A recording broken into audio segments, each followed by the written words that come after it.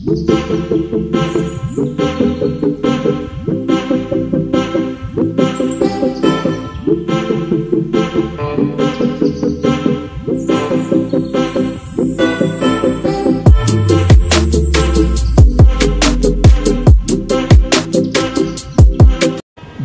Evening friends SK சார்ஸ்லேருந்து உங்கள் சிரவணன்.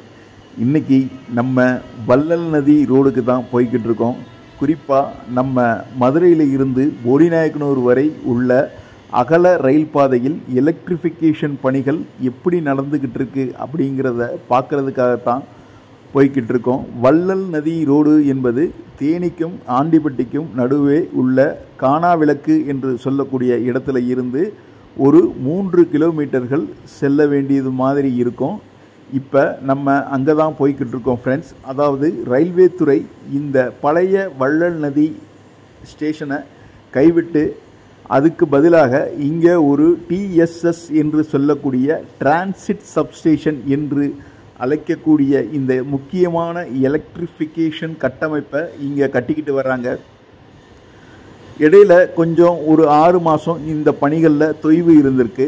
அதே மாதிரி இப்போ இந்த பணிகளை தொடர்ந்து நடத்திட்டு வர்றாங்கன்னு நம்ம கேள்விப்பட்டவுடனே உடனே கிளம்பிட்டோம் ஃப்ரெண்ட்ஸ்.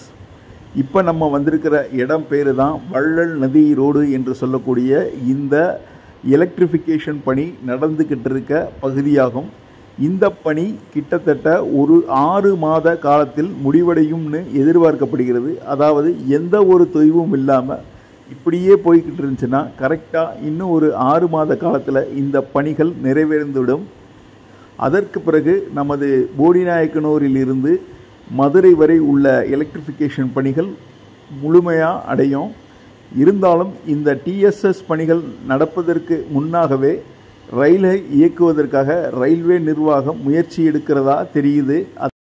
பொதுவாகவே தேனி மாவட்ட மக்களின் கோரிக்கை என்னவா இருக்குன்னா, குறைந்தபட்சம் இந்த சென்னை ரயிலை மட்டுமாவது ஏசி லோக்கோவை கொண்டு இயக்கப்பட வேண்டும். இதற்கான பவர் சப்ளையை மதுரையிலிருந்து தரப்பட வேண்டும். வேறு ஏதாவது ஒரு டிஎஸ்எஸ் மூலமாக தற்காலிகமாக இந்த மதுரை போடிநாயக்கனூர் இடையே அமைந்துள்ள புதிய எலக்ட்ரிஃபிகேஷன் பாதையில் பவர் சப்ளையை சென்னை ரயிலுக்கு மட்டுமாவது கொடுக்கப்பட வேண்டும்.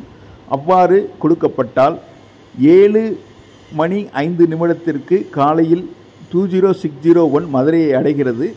மேலும் அது 7:45 அளவில் கிட்டத்தட்ட 30 நிமிடம் தாமதமாக கிளம்புகிறது டீசல் இன்ஜினை கொண்டு. இதற்கு பதிலாக 7:15 அளவில் தொடர்ச்சியாக இந்த ரயிலை டீசல் இன்ஜின் அல்லாது எலக்ட்ரிக்கல் இன்ஜினில் இயக்கப்பட்டால் மேலும் ஒரு அரை மணி நேரத்திற்கு முன்பாகவே தேனியை அடைந்துவிட முடியும் என்பது தேனி மாவட்ட மக்களின் கோரிக்கையாக இருக்குது.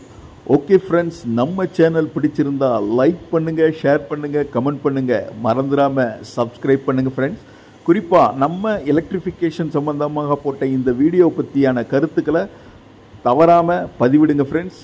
Okay friends, thank you very much.